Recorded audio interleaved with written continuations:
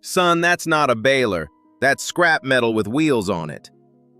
October 1992, County Road 9, Pulaski County, Southern Illinois. A 16-year-old named Ezra Toiver backed a borrowed flatbed up to a fence line and started loading 4 dead hay balers that nobody wanted. The farmers stood by their trucks and watched him do it, and they laughed. Not cruel, exactly. Just the easy laugh grown men use on something they've already decided is harmless. One of them hollered across the lot, "Hey, you do know those don't run." Ezra didn't look up from the chain binder. "I know."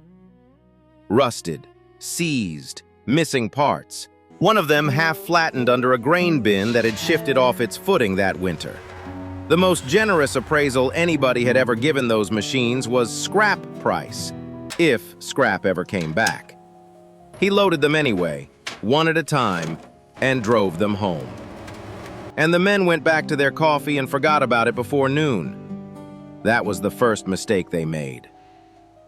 Before we go any further, if you're the kind of person who stays for a story like this one, subscribe and turn the bell on so the next one actually finds you. It takes 2 seconds and it makes a real difference on this end. All right, let me tell you about Ezra Toiver. They didn't take them, he asked. That part matters, because the asking is where this starts. Ezra Toiver drove to 4 farms that October and stood in 4 lots with his cap in his hand and asked 4 men if he could haul something off their property. All 4 said yes. 2 of them said yes before he finished the sentence, because the machines were eyesores, and hauling an eyesore to the scrapyard costs a man a morning and a tank of diesel, and because it cost them nothing, and it made a good story at the coffee counter. At the second place, the owner walked him out and started explaining the failure, carefully, slowly, in the voice men use for somebody else's kid. "Now tell your daddy the pickups froze up on her, so he'll wanna—" "It's not for my father, sir." The man stopped. Then he said, "Huh," and laughed and finished the sentence anyway. Ezra listened to the whole thing, thanked him, and loaded it. What he hauled home was a 1978 New Holland 273 with a seized flywheel, a John Deere 14T that had sat under a walnut tree since the Reagan administration, and a Massey Ferguson 124, mostly filthy and mostly intact, parked one August and never started again. And a 4th machine, off Dutch Vogel's place. He loaded that one last, and he loaded it on purpose. 3 of those machines were just broken. The 4th one had already beaten 3 men, and one of the 3 was his father. To understand what happened in that shed, you have to understand the hands. Ezra Toiver was born in the spring of 1976, the middle of 3 children on a farm his family had held for 2 generations. He started handing his father tools at 6, which is to say he started before he had any idea he was starting. By 10, he could stand outside the shed wall, outside it, door shut, and tell you a hydraulic pump was going by the pitch of the whine. Not the volume, the pitch. His father tested him on that twice and never tested him again. At 14, he pulled the PTO gearbox out of a John Deere 4020 and rebuilt it without a manual, off nothing but the memory of watching it done twice. And here's how. He laid a flattened feed sack across the bench, and as the gearbox came apart, he set every piece on it in the order it came off. Shims, bearing races, the thrust washer nobody remembers is there until it's in the wrong place. When it came time to reassemble it, he didn't have to remember anything. He read the sack backwards. He wasn't a prodigy. Nothing fell out of the sky and landed on him. He had paid attention to one quiet man for 10 years, and it had settled in him the way silt settles in a river bend. Slowly, invisibly, until one day you look and there's an island where there used to be open water. The quiet man's name was Odell. Odell Toiver could fix nearly anything with a shaft turning through it, and had never once figured out how to make $1 off that fact. So the gift went where it could, into keeping his own equipment running about 8 years past the point anybody expected, which saved him money every year and never made him any. His grandfather bought the place in 1936, 160 acres, bottom ground and ridge, The kind of dirt that will feed a family if the family knows what it's doing. Willis Tolliver knew what he was doing. In 1936, a black man buying ground in southern Illinois needed more than money. He needed a seller willing to sell to him. He needed a bank willing to write it down and file it. And then he needed about 15 years of never giving anybody a reason to come take it back. He managed all three, which is why in that family land was never only land. It was a thing that had been gotten, and anything that has been gotten can be lost. Nobody under that roof ever had a conversation about it. Nobody needed to. By 1992, the farm ran 190 acres of corn and beans. Ezra's mother, Loretta, worked 3 shifts a week at a clinic in Mound City, and that check was not extra money. That check was the reason the operating note stayed current. They were not poor. People like to tell this story like the boy came out of nothing, and he didn't. He came out of a working farm holding on with both hands, which is a different thing, and in some ways a harder one. The last week of harvest, October 1992, the final drive on Odell's combine let go in the middle of a bean field. He heard it before it happened. That's the kind of mechanic he was. He shut it down, climbed out, and stood in the stubble with his hands on his hips for a long while. He could rebuild it. That was never the question. He'd been inside that final drive 4 times and could have walked a stranger through it over the telephone.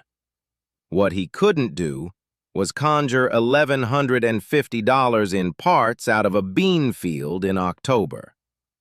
And here's where the arithmetic turns mean. $1,150 in November comes out of the same jar as seed and fertilizer and fuel in April.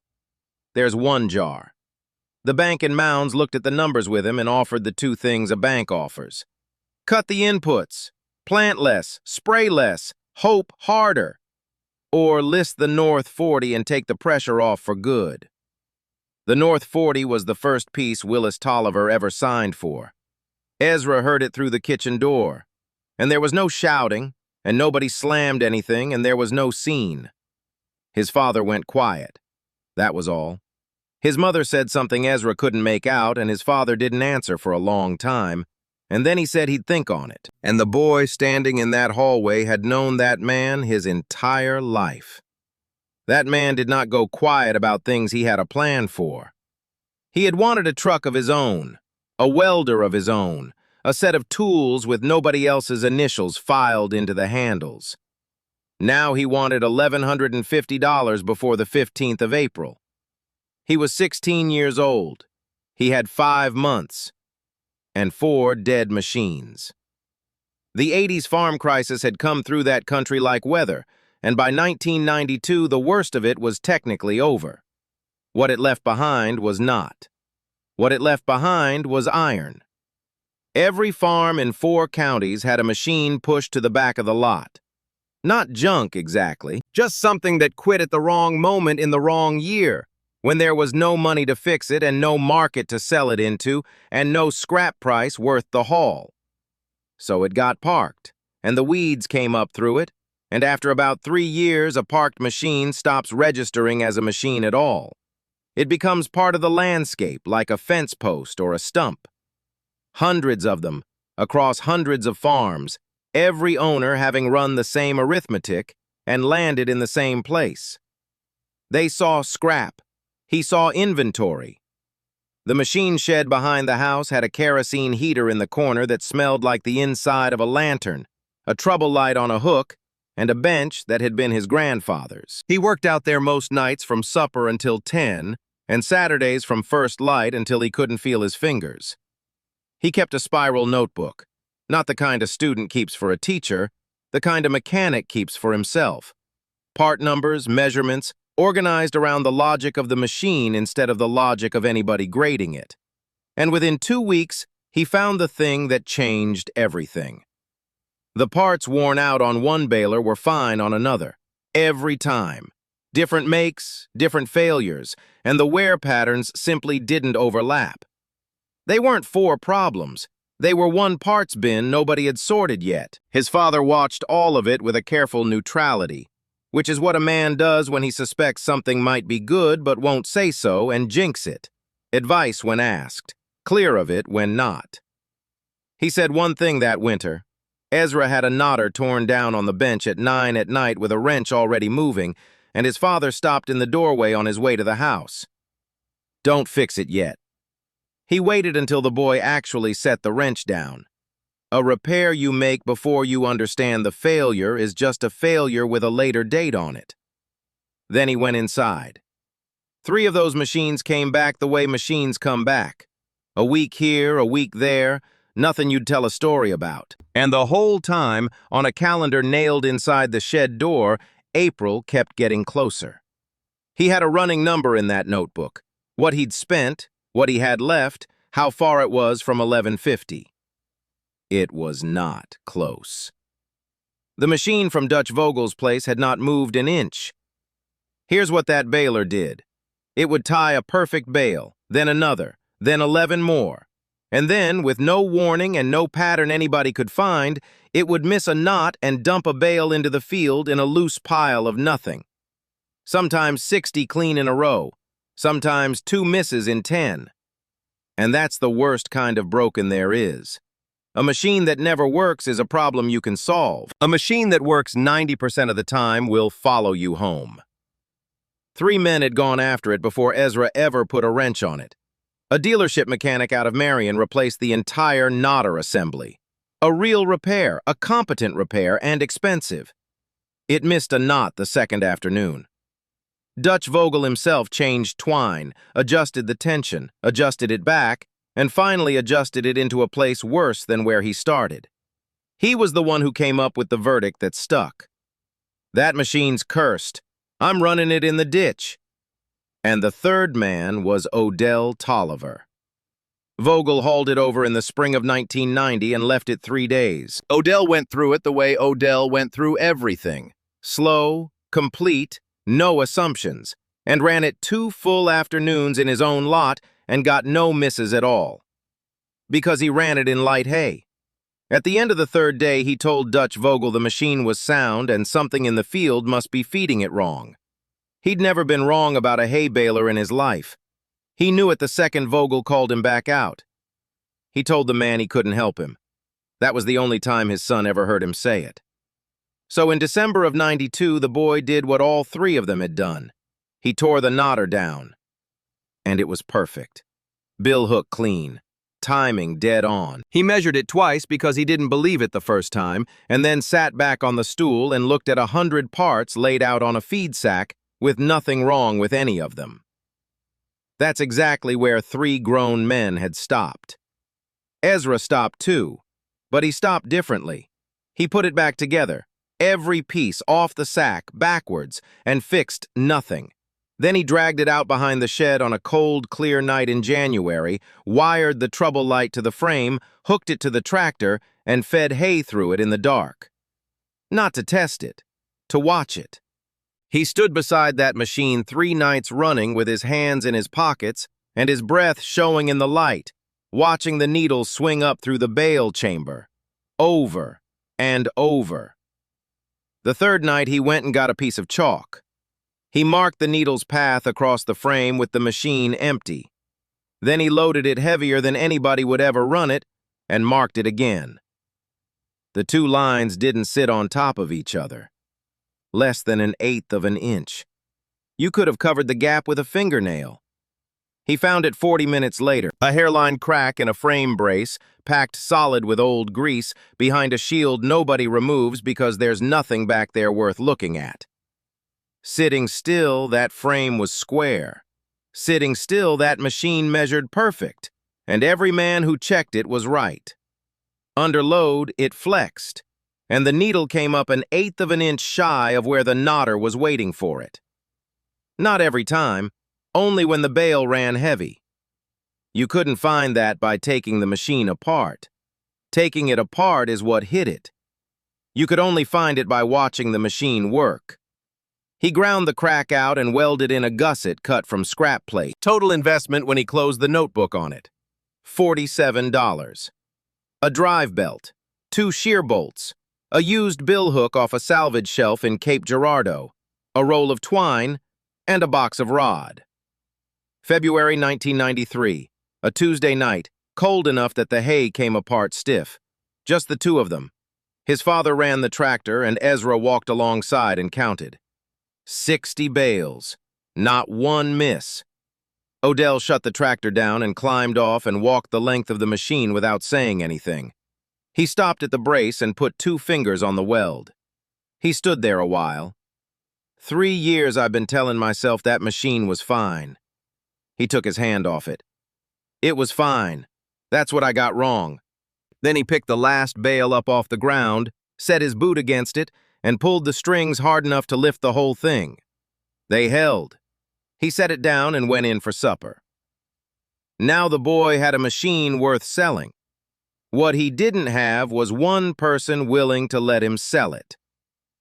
The Pulaski County Spring Consignment Auction ran every April at the fairgrounds, and the man who decided what got into that ring was named Wade Prather. Prather was 52 and had run consignment intake for 11 years. He knew equipment.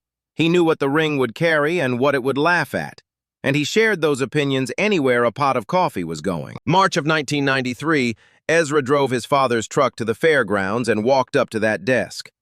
Prather looked up, and the first thing out of his mouth was not, "What have you got? You dropping something off for somebody?"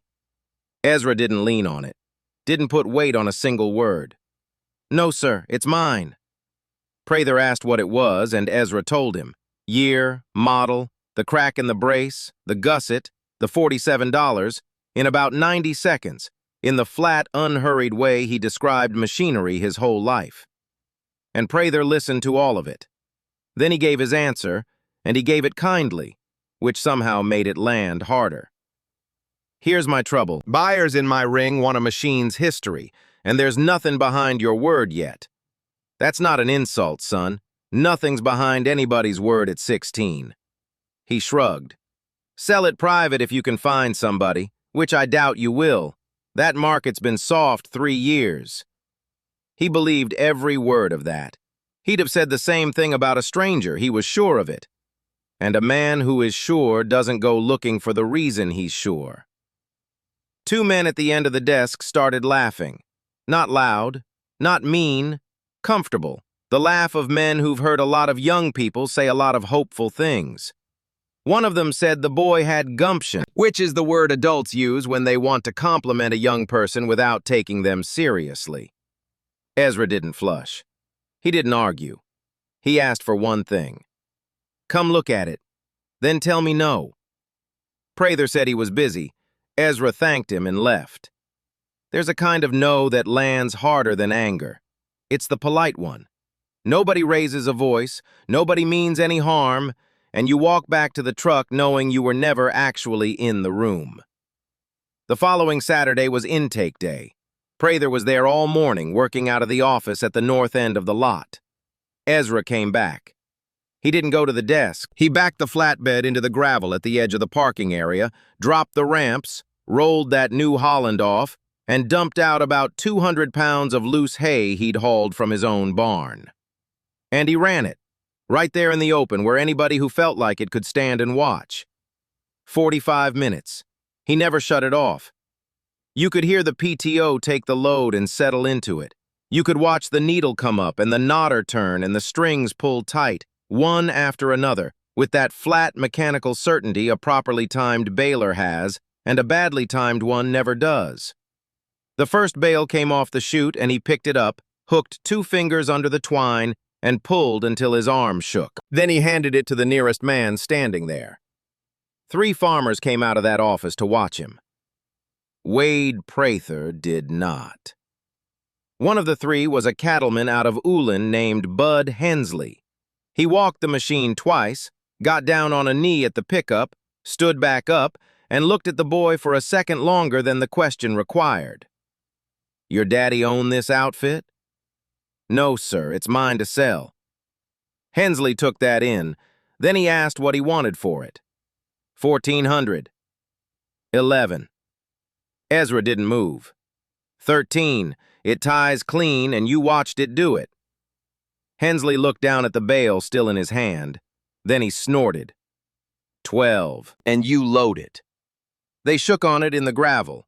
$1,200. 47 in parts. 200 hours he never counted because they were his hours to spend however he wanted.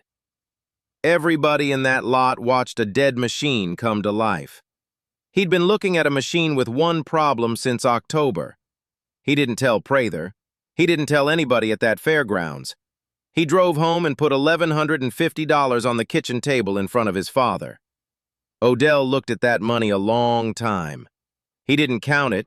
He didn't ask where it came from because he knew, and because asking would have turned it into a favor instead of what it was. Your granddaddy paid for the North 40 with hogs.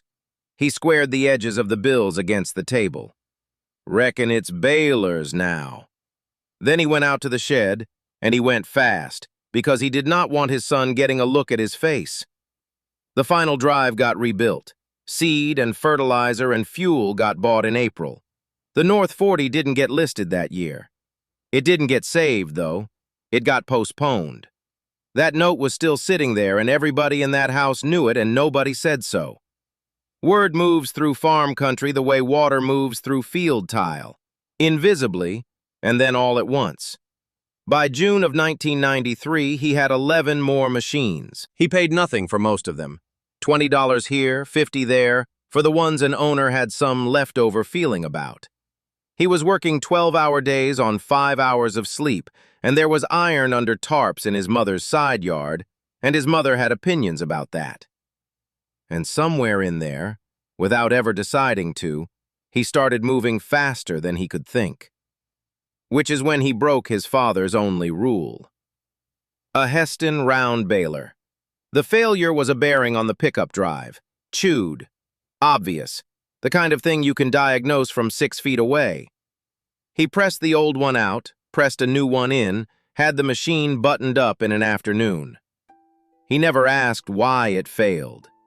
Sold it in July to a man farming up toward the Johnson County line. Good machine, honest price, everybody satisfied. 9th day of first cutting, it quit in the middle of a field. A bent pickup shaft. Bent for years. Bent by whatever put the machine out of service to begin with. Running a 16th out of true, throwing a side load into that bearing every revolution, eating it alive from the inside where nobody could see it. The same shape of problem he'd solved in his father's shed 8 months earlier. A symptom sitting on top of a cause. This time he never went looking.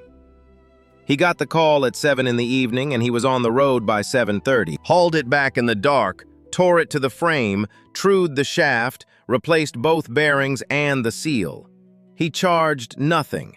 Then he handed the man $200 for the cutting days he'd lost. Real cost of that mistake? About $600. And a customer who never came back. And here is the part of this story nobody in that county ever saw, because there was nobody out there to see it. He didn't sleep that night. He got up around 2 and went out to the shed and stood in the middle of it with the light off. Then he picked a 3/4 combination wrench up off the bench and threw it into the far wall hard enough to put a mark in the tin that is still there. And then he sat down on a bucket and put his hands over his face for a while. That's it. That's the whole thing. He didn't cry and he didn't quit, and there wasn't anybody there to tell about it.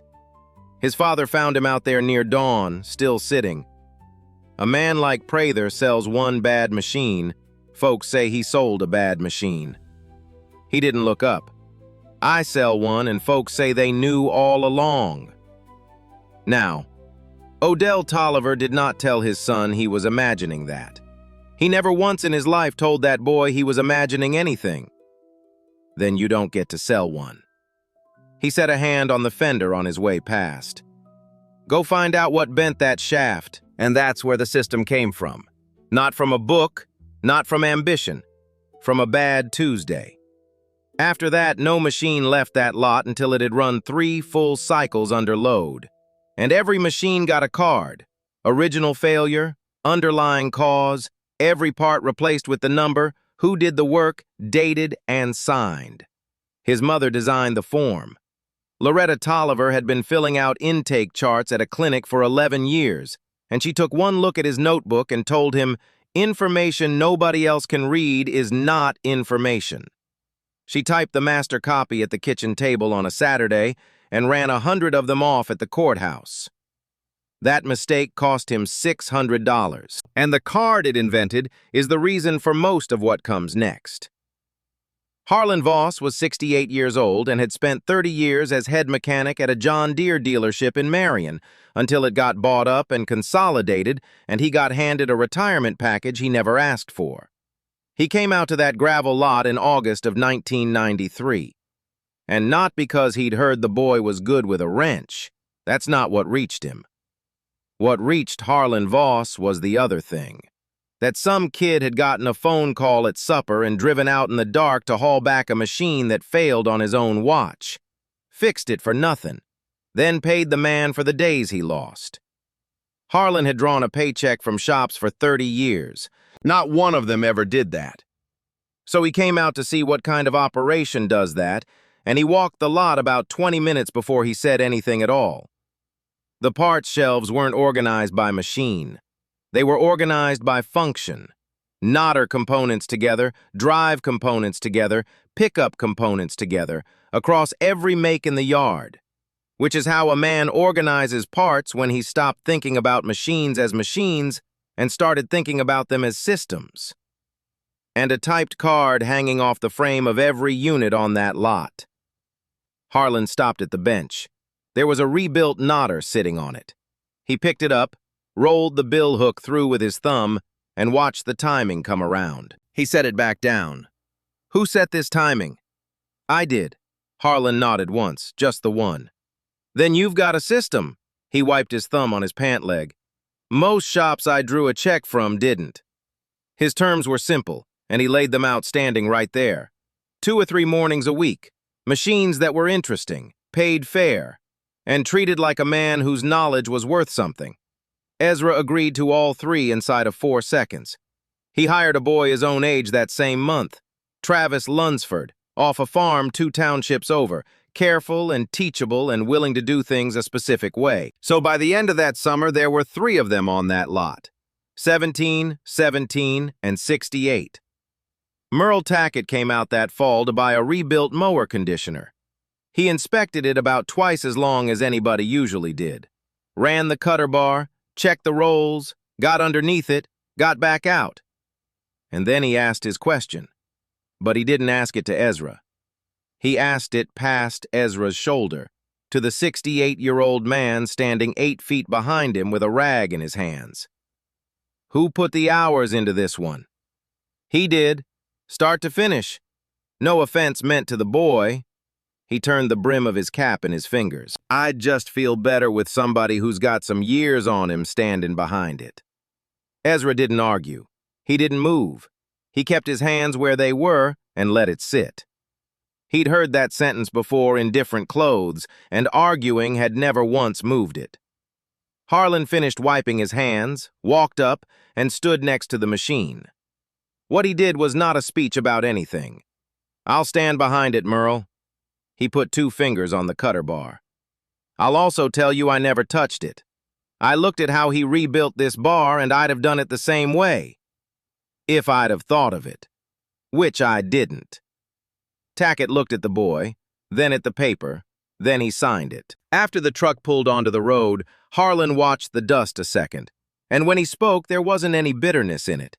He was describing a mechanism, the way he described everything. Machine was fine before I opened my mouth. Nothing I said touched that machine. It touched him. He turned back toward the bench. You'll want to understand the difference, and then you'll want to use it. Tackett ran that mower conditioner through a whole first cutting without a wrench on it. He came back in the spring for a rake and brought 2 neighbors with him, unasked. Ezra never mentioned that afternoon to him. Not that year, not ever. He wrote the man's name down in a column headed Buyer References and moved on. By October, the home shed was past full, and his father had reached the end of a genuinely generous patience. Odell kept a neat farm, and that wasn't negotiable. Find room or get rid of iron, and he had until spring to pick one.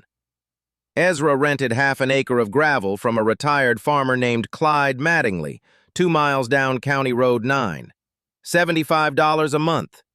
He built a lean-to along the north edge out of lumber and steel he'd been stockpiling all year, set up a bench, and bought a used stick welder for $340 at a farm sale in Massac County.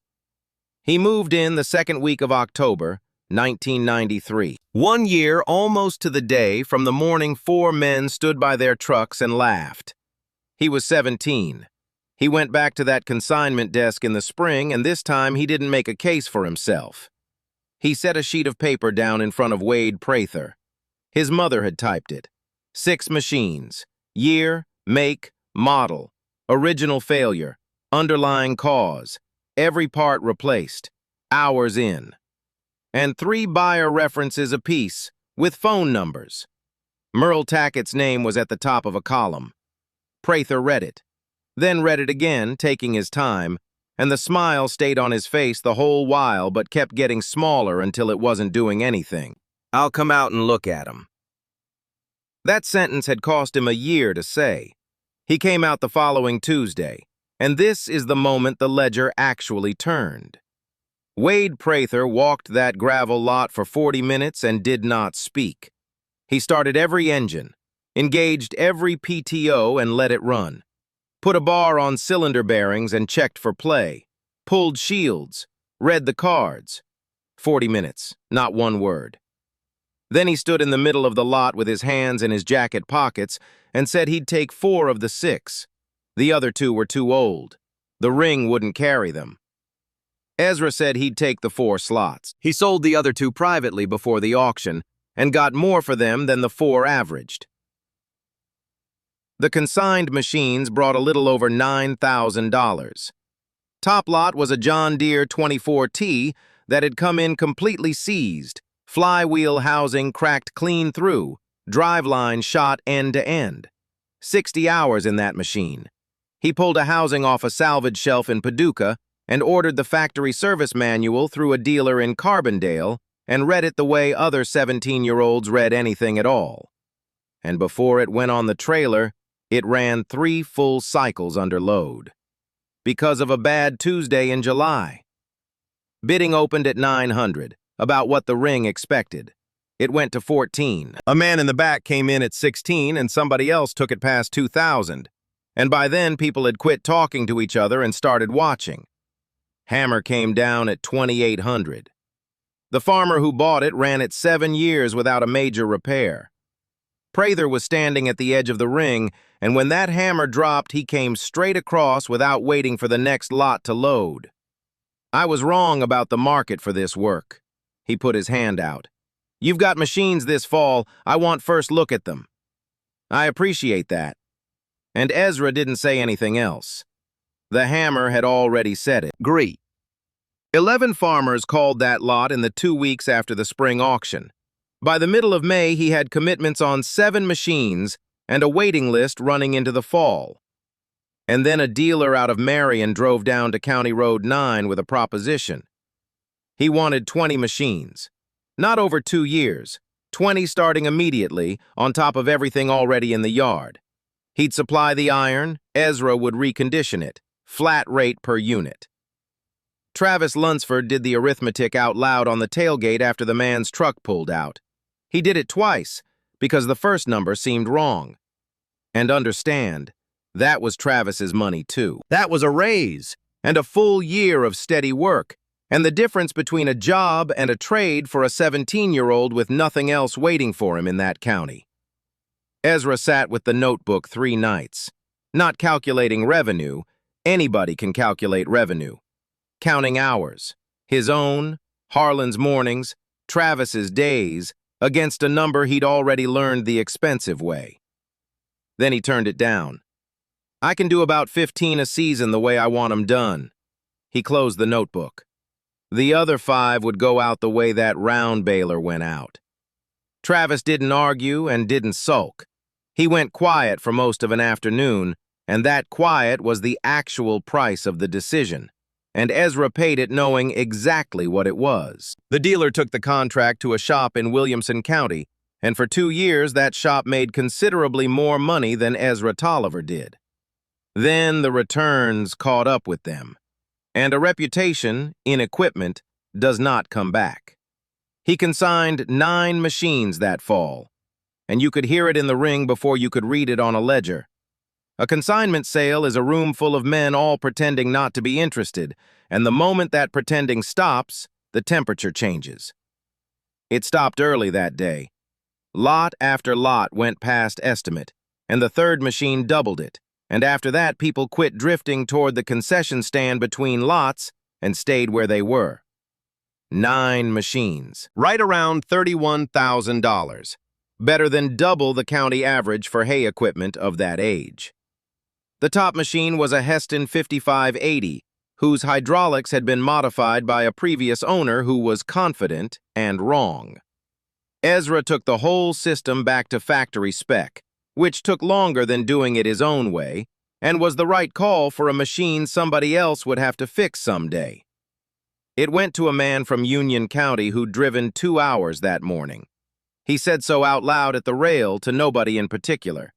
He hadn't come for the auction. He'd come because he'd heard about a lot on County Road 9. That fall, Odell Toiver paid the operating note off clean, and nobody in that family said the words North 40 out loud again. Prather stood at the rail the entire sale. When the last lot hammered down, he came over to where Ezra was standing with Travis and Harlan, put his hand out and said he owed the boy an apology for March of 1993, and he was giving it now. Then he said the rest of it. And a lot of men can apologize. Very few can diagnose themselves. I've told this county for 3 years the market for used hay equipment was soft. He shook his head slowly. It wasn't. The supply of properly rebuilt equipment was soft. Those are 2 different machines, son, and I had my hands in the wrong one. Ezra thought about that, and when he answered, he wasn't scoring anything off the man. The machines were always worth something. People just quit believing it. And once you quit believing a thing's worth something, you quit taking care of it. Then it starts to look like you were right all along. But the machine never changed. It's the same machine it always was. Somebody just has to be willing to look at it while it's working. Wade Prather was 53 years old, 30 of them in the equipment business, standing in his own ring at his own sale, being explained to by an 18-year-old. I know that now. Here's how you could tell it had actually taken hold, and it had nothing to do with Prather or Harlan or anybody's blessing. The man who bought that 24T came back 3 seasons later and bought a rake without asking one question about it. Bud Hensley sent his brother-in-law. A woman from Alexander County called in 1996 and said she wasn't looking at anything else and would wait until fall if she had to. And in 1997, a dealer in Cape Girardeau started calling to ask what Ezra had coming, not to sell him iron, to buy it. That's the whole ladder. A machine works. Somebody runs it a season. It doesn't embarrass him in front of his neighbors. Then he tells one person. Nobody has to vouch for a machine that's already in the field. By then, it had stopped being a boy in a lot. There were 4 people on the payroll, a shop building going up, and books, and the books were his mother's. Loretta Toiver had cut back to 2 shifts at the clinic. She did the invoicing on Sundays, kept the reference lists current, and called every buyer 60 days out to ask one question. How's it running? And wrote down the answer whether it was good or not. About 1 in 12 wasn't good. Those got fixed before the customer had to ask twice. In 1998, at 22, Ezra bought the lot outright. Clyde Mattingly was 84 by then and had been watching that gravel out his kitchen window for 5 years. He signed the papers at his own table and said he'd always figured the boy would do something with that ground. Fix a few machines, make a little money, then go off and be something. He asked what had kept him, and Ezra looked out the window at his own lot. The rows of iron in various stages of coming back, the shop door standing open. I kept finding machines that needed fixing, and I kept being the one who knew how. Seemed like the right place to stand. 2 mornings a week became 4. 4 became 5. By 1997, Harlan Voss was 72 and working 3 full days, and nobody was still pretending there was a schedule. He kept a notebook of his own, and it was nothing like Ezra's. Ezra's notebooks were part numbers and measurements. Harlan's were principles. Why a machine was designed the way it was designed. What that intention implied about how it would fail 30 years on. Where the engineers put their compromises, and what a compromise looks like from underneath, with a light on it, in February. He let Ezra read it. Ezra read it 3 times, and asked him whether he'd ever thought about writing it up properly. Harlan said he hadn't. Then he said maybe he ought to. He spent the winter of 1998 turning it into 140 typed pages. Ezra had it spiral-bound at a copy shop in Carbondale and kept it behind the counter, and it came down off that counter about twice a week for a decade. His health started going in 2001. He never complained because he wasn't a man who complained, but you could see it. He'd stop in the middle of a task, not because he'd forgotten it, and stand very still a few seconds before picking it back up, like he was recalibrating something before he'd let his hands continue. January of 2002, he said he was done. He was 77. My hands have quit agreeing with me. He put the wrench back in the drawer where it went, which he had never once failed to do. And you quit needing me about 4 years back. You just hadn't noticed yet. Harlan Voss died in March of 2003 at 78, at home on a place 6 miles north of Mounds. Ezra closed the shop and went to the funeral with all 4 of his employees. His daughter found him at the reception afterward. She said her father had trained mechanics professionally for 30 years and had hard opinions about what made a good one, and had said out loud more than once that Ezra Toiver was the best student he ever had. And she told him the reason. It wasn't talent. There had been more naturally gifted hands through Harlan's shops over the years, and he'd have told you so himself. It was that the boy never fixed a machine he didn't understand, and never stopped trying to understand it. He taught me that. She said she knew. Her father had known it too.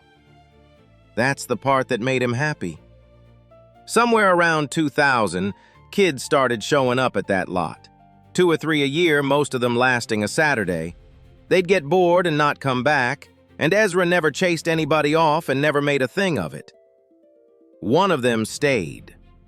October 2007, 15 years almost to the month. A 15-year-old named Kendra Boyce drove her father's truck down County Road 9 and stopped at the shop with 4 broken machines chained to a flatbed. A hay rake, a small square baler, a mower, and something that had been a corn planter before 4 seasons of deferred maintenance finished with it. 4 machines, on a flatbed, on County Road 9. Ezra stood in the door of his own shop and felt 1992 walk up and shake his hand. She had grease worked into the creases of her knuckles in the way that doesn't scrub out, and she talked about those machines the way people talk about things they've been looking at a long time. The rake first, because the rake was the one she thought was worth saving, and she said why. He asked about the histories. What was it doing when it quit? What had somebody already tried? Her answers were good. Better than good. She gave him the symptom, then the sequence, and never once guessed at a cause she hadn't confirmed. He took all 4. He told her his terms, and she said that was fair. And then he asked her the question nobody ever thought to ask him at 16. You want to stand here while I tear the first one down? Yes, sir. She came back the next Saturday, and the Saturday after that. By spring, she was in the shop regularly, not for pay at first, for the education, which was the exact arrangement Ezra had made with himself in his father's shed. He let it run about 4 months. Then he put her on the payroll and paid her better than the work strictly required, because he understood what he was looking at. 2 years later, she came at him with a problem, and it was the first real fight that shop ever had. The cards. 15 years of them in filing cabinets, 1,600 machines deep, on Loretta's form, essentially unchanged since 1993. Kendra wanted them in a computer. Not a small change. She wanted every card entered, every failure coded, so that you could ask the whole archive a question and have it answer. Her argument was specific, which was the only kind that worked in that shop. The same 4 failures kept coming through the door on the same 3 models, and nobody could prove it because nobody could see across 1,600 cards at once. They were solving the same problem over and over, she said, and calling it experience. And Ezra Toiver said no.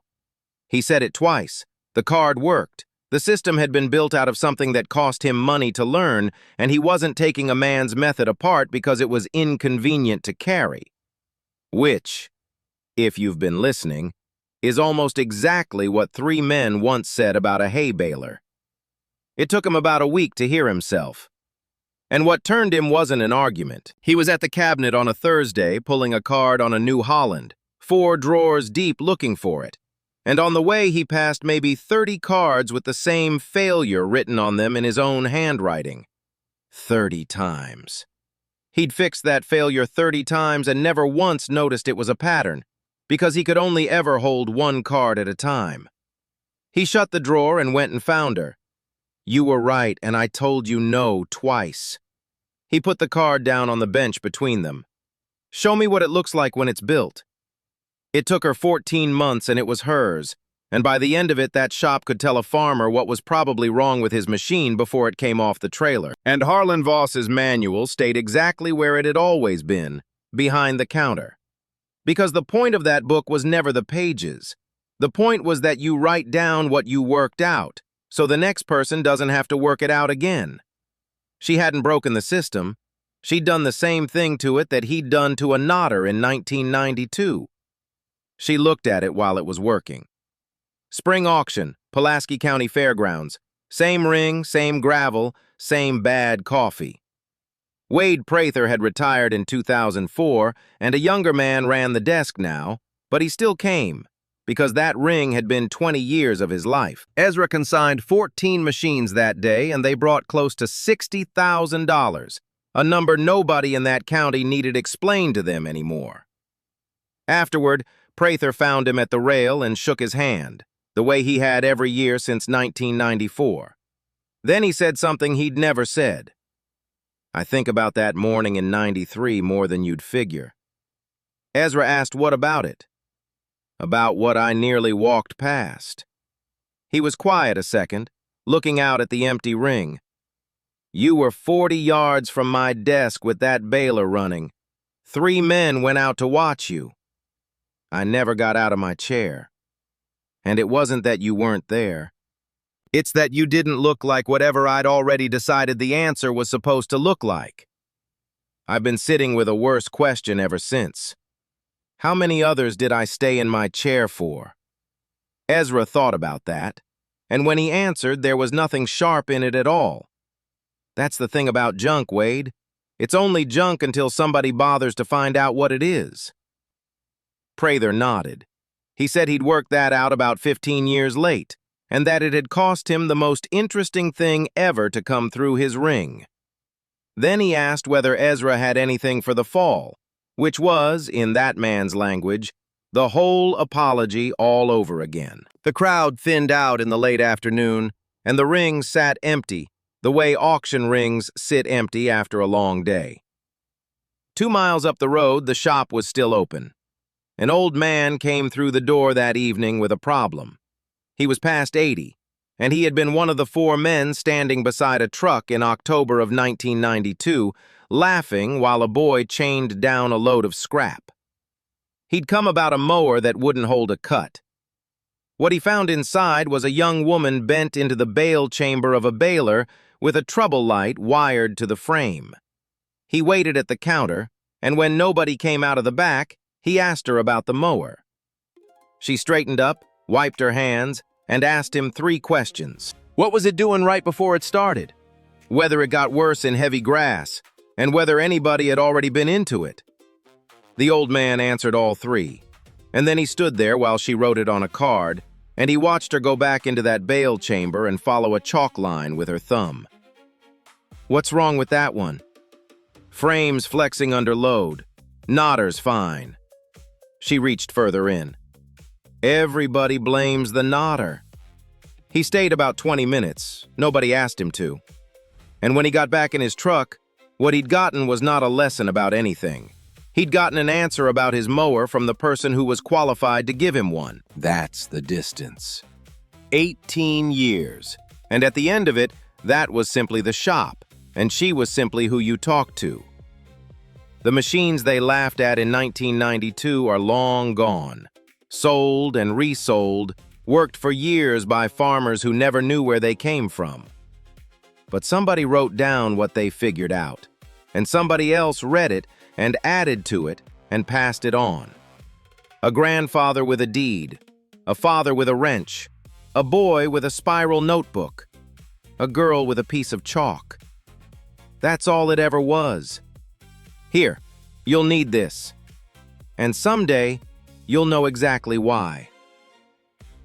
If this one got to you, do me a favor before you go. Leave a comment and tell me about the person in your life who saw something in you before anybody else bothered to look.